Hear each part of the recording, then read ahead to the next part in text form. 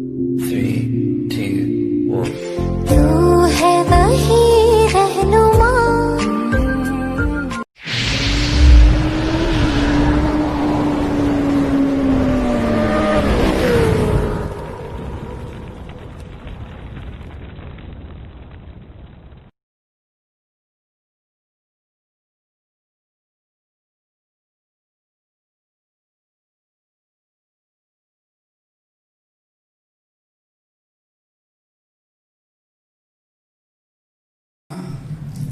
Kami atas nama pimpinan daya.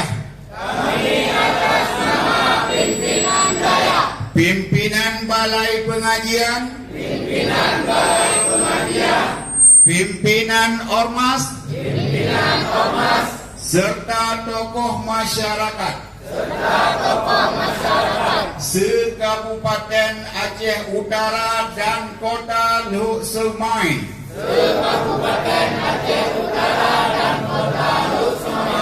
Serta perwakilan kabupaten kota lainnya di seluruh Nusantara khususnya Aceh.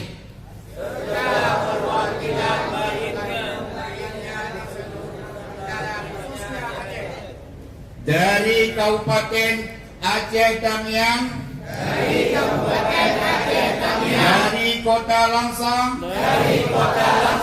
dari Kabupaten Aceh Timur, dari Kabupaten Aceh Tengah,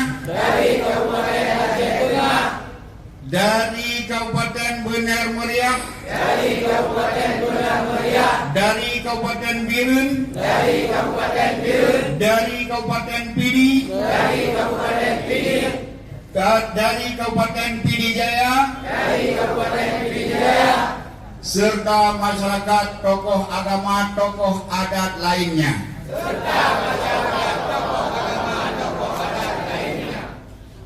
Dengan menyatakan sikap, menolak dengan tegas pengajian yang menyimpang dengan akidah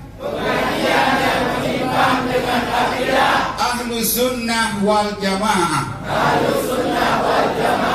dan menolak pengajian MPTT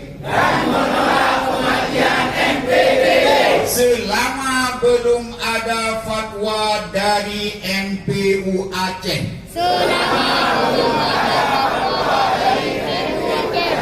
Allahu Akbar.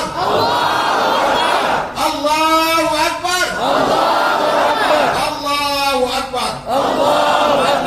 Sekian dari kami selaku anak-anak Aceh dan anak-anak generasi akidah Islamiyah Ahlus Sunnah wal Jamaah.